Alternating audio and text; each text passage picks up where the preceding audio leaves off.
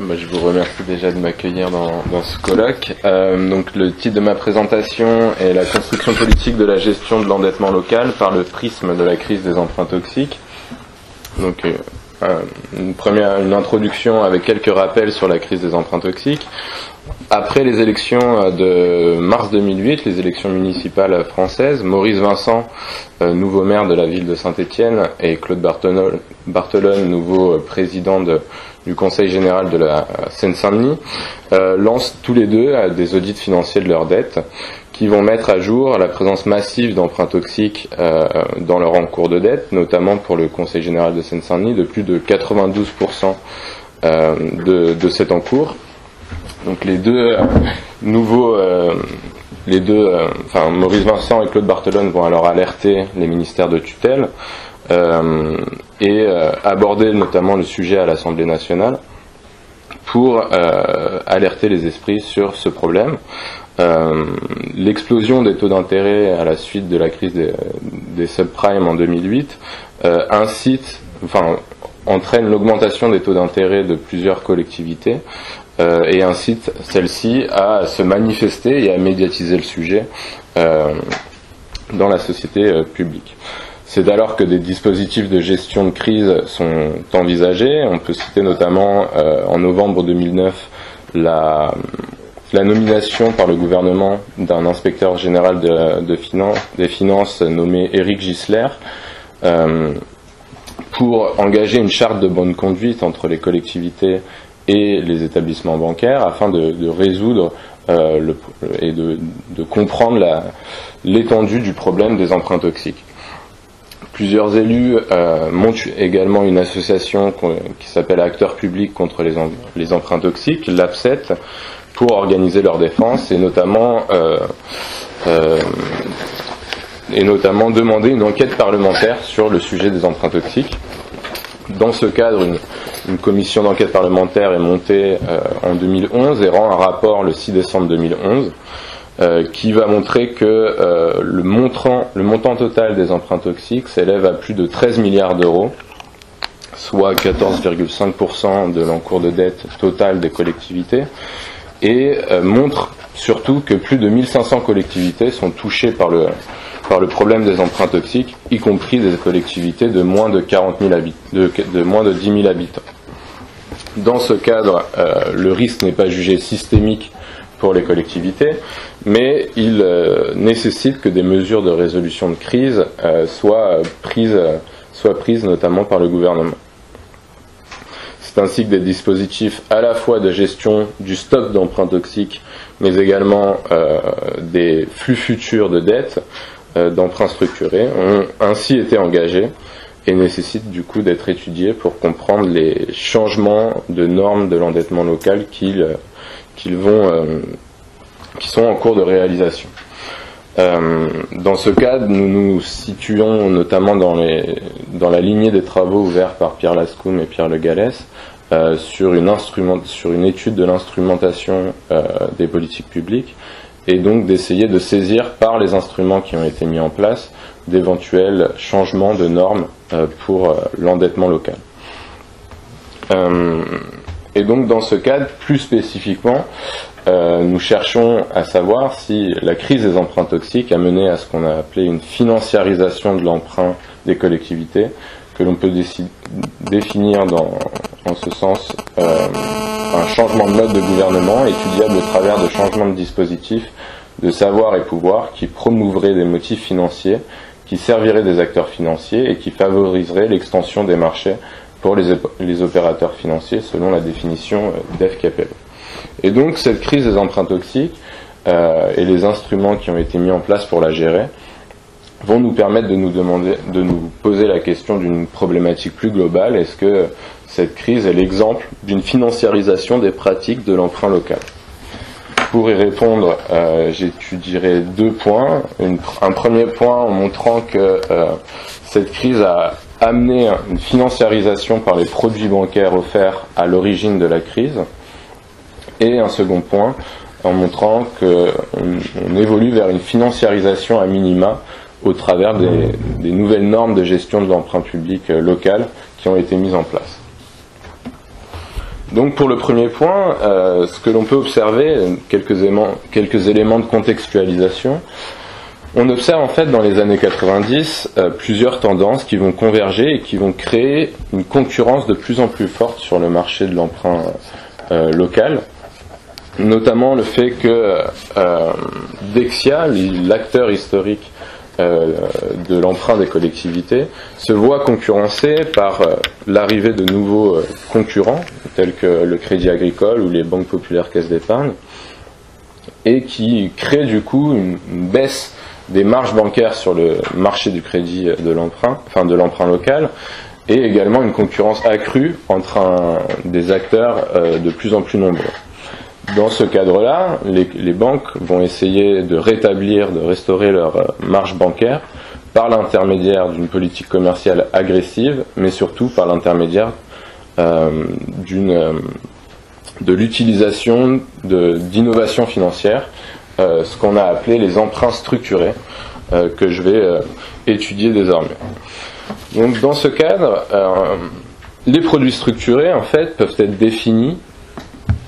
qui vont être vendus par les banques dans les années 90 jusqu'à la crise des subprimes en 2008. Ils peuvent être définis comme un mélange d'un financement initial du prêt s'apparentant à un prêt bancaire classique, et sur une première phase de l'emprunt, et ensuite dans une seconde phase ou dans plusieurs phases qui vont suivre cette première phase, comme des opérations, une ou plusieurs opérations sur des produits dérivés. Notamment, les emprunts structurés ont associé 3 catégories de produits dérivés que sont les swaps, les options et les contrats à terme.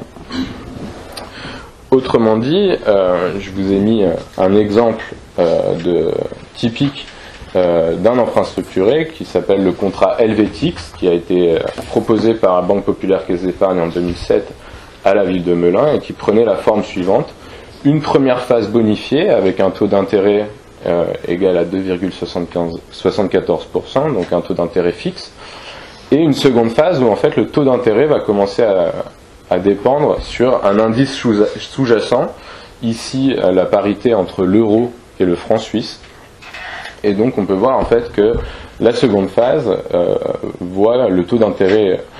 commencer à dépendre de la formule suivante, 2,74% plus ce qui est écrit ici, si la parité de l'euro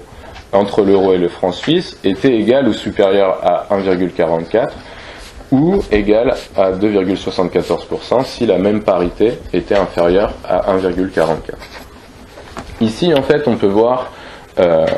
que ce contrat met en œuvre ce qu'on a appelé des effets des effets de change, c'est-à-dire que le taux d'intérêt va dépendre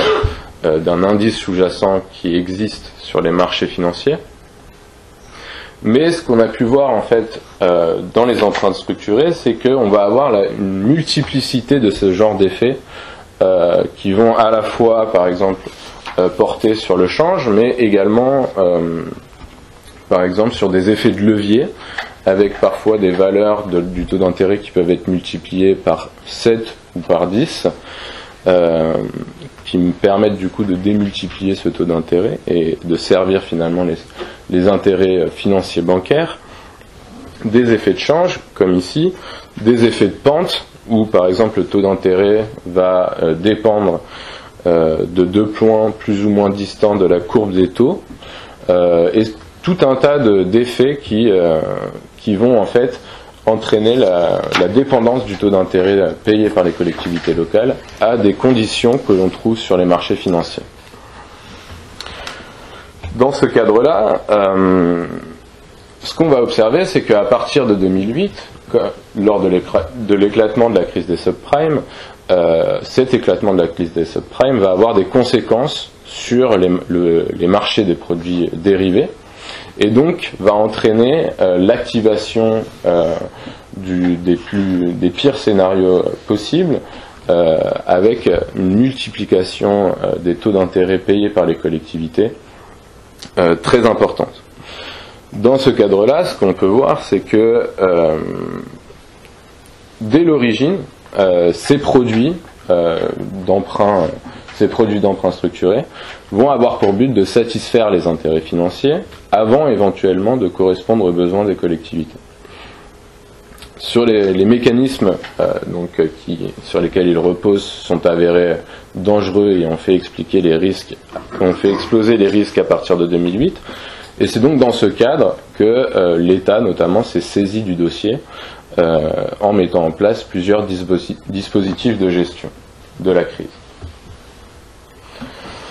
Donc, dans un second temps, je vais étudier deux dispositifs de gestion de la crise qui ont été mis en place, la cotation Gissler et le décret d'application du 28 août 2014, et essayer de montrer que ces deux dispositifs ont entraîné ce qu'on a appelé une financiarisation de l'emprunt local. Donc, tout d'abord, la cotation Gissler, en fait, elle est introduite par la charte Gissler dont j'ai parlé initialement en 2009. Et elle a pour but de mettre en œuvre une typologie des emprunts structurés en fonction de leurs risques. Donc deux types de risques, comme vous pouvez le voir sur la cotation derrière moi. Un premier type de risque qui porte sur les indices sous-jacents, donc sur les produits dérivés, avec un risque qui va croissant lorsqu'on descend dans la cotation. Donc le risque est coté entre 1 et 5, donc le 1 est le moins risqué et 5 le plus risqué. De même, à votre droite, vous trouvez les risques de structure, c'est-à-dire comment est structurée la formule dans la seconde phase du prêt, avec de même un risque croissant entre les lettres A et E, qui témoignent justement de ce risque. Dans ce cadre-là, on peut faire plusieurs remarques. Tout d'abord, on peut observer que certains produits ont été sortis de la cotation Gissler, notamment les produits dont je parlais tout à l'heure qui faisaient dépendre le taux d'intérêt par rapport à une parité. Donc ce n'est pas anodin que ça a été sorti. On considère en fait que ces produits-là qui dépendent de parité entre plusieurs monnaies sont considérés comme trop risqués et on les a sortis de la cotation pour éviter qu'ils soient de nouveau contractés par les collectivités. Une autre remarque peut porter sur le fait, notamment dans les produits du haut qui sont cotés 1 et A, le fait que ici on observe en fait des emprunts qui ne sont pas structurés. Ce sont des emprunts classiques avec des taux fixes simples ou des taux variables simples, et on les a mis dans la cotation pour donner une image globale du risque de l'emprunt des collectivités. Donc avant d'aller plus dans le détail sur qu'est-ce que traduit cette évaluation du risque de l'emprunt local, je vais montrer pourquoi la cotation Gissler est devenue centrale dans les effets qu'elle a eus sur la financiarisation de l'emprunt local. Et pour ce faire, je vais utiliser le terme de conventionnalisation par la traduction, dans le but de montrer que la conventionnalisation, donc un processus vers lequel la cotation Gissler est devenue une convention, une véritable convention pour traiter le risque de l'emprunt local, et la traduction pour montrer comment en fait la cotation Gissler a agi comme un traducteur de risque, notamment pour les collectivités qui n'en avaient pas saisi véritablement le risque. Donc dans ce cadre-là, je vais adopter une sociologie des outils de gestion qui incorpore la sociologie de la traduction développée par Latour et Calon, et montrer notamment que la diffusion des outils de gestion dépend d'un processus qu'ont montré Latour et Calon, un processus qui se fait en 4 étapes: une problématisation du problème, un intéressement, un enrôlement et une mobilisation des alliés. Donc le problème, enfin là, pour commencer, la problématisation, le problème en fait des emprunts toxiques, c'est a été très rapidement pensé de telle manière à ce que la distribution de ces produits soit arrêtée et que des négociations soient entamées entre les établissements bancaires et les collectivités pour éventuellement sortir de ces prêts. En ce sens, par exemple, la réunion initiale du 3 novembre 2008 entre les représentants des collectivités, les banques et l'État témoigne en fait de cette problématisation, puisque dès le départ, elle met en exergue la volonté de saisir l'ampleur du problème, déterminer quels sont les acteurs concernés et essayer de définir un programme commun pour sortir de la crise. L'étape d'intéressement prend ainsi tout son poids, dans la mesure où les rôles sont alors définis, c'est-à-dire que les banques doivent arrêter de distribuer ces produits et entamer les négociations. Les collectivités cherchent des solutions pour éviter le paiement de taux explosifs. Les banques cherchent également à éviter les contentieux juridiques qui pourraient naître d'une action des collectivités. Contentieux juridiques qui sont à la fois coûteux pour les banques en termes d'image, mais également en termes financiers. Et enfin, l'État aspire à arrêter la crise. Et donc on voit bien que chacun des acteurs a un rôle bien déterminé qui permet en fait d'expliquer son intérêt à régler la crise. Pourtant, un élément manque en fait pour entamer ces négociations, qui est un élément commun d'évaluation du risque des emprunts structurés. Et c'est ce rôle-là que va jouer la cotation Gissler en permettant de traduire les risques selon une évaluation commune entre les établissements bancaires et les collectivités. Cette diffusion pourtant de la cotation Gissler dans le processus décrit par Latour et Calon n'est pas assurée. Il faut encore des opérations de renforcement qui vont permettre sa diffusion, et ces opérations de renforcement vont prendre l'image d'une inscription dans l'ensemble des textes qui vont être mis en place pour régler la crise des emprunts toxiques, c'est-à-dire une référence à la cotation Gissler dans l'ensemble des textes qui vont être élaborés pour régler la crise. On peut ainsi citer son utilisation dans une circulaire du 25 juin 2010 qui encadre le recours aux emprunts structurés, son utilisation dans le décret d'application que je vais étudier tout à l'heure, son utilisation dans le rapport Bartolone de la commission d'enquête parlementaire, dans un guide de provision comptable pour enregistrer les emprunts structurés pour les collectivités, et puis enfin son utilisation par les banques dans les contrats pour témoigner du risque ou dans les assemblées délibérantes. Donc cette diffusion est tellement importante que, à mon avis, on peut parler d'une véritable convention pour la cotation Gissler. Mais ce qui est intéressant, c'est que comme toute convention, elle incorpore des présupposés sur l'objet dont elle traite. Dans ce cadre-là, on peut observer que la cotation Gissler incorpore ce qu'on a appelé des conventions financiarisées qui vont légitimer en fait un calcul rendement-risque pour les collectivités, quelque chose qui leur était en quelque sorte étranger avant la crise des emprunts toxiques. Donc deux conventions financiarisées majeures peuvent être observées. Dans la cotation Gissler, on observe notamment un risque qui est probabilisable, c'est-à-dire qu'on va supposer qu'on peut évaluer le risque à partir de probabilités, et ces probabilités en fait adoptent les normes de la finance, puisqu'on va supposer par exemple que les indices de la zone euro sont moins risqués, comme le supposent en fait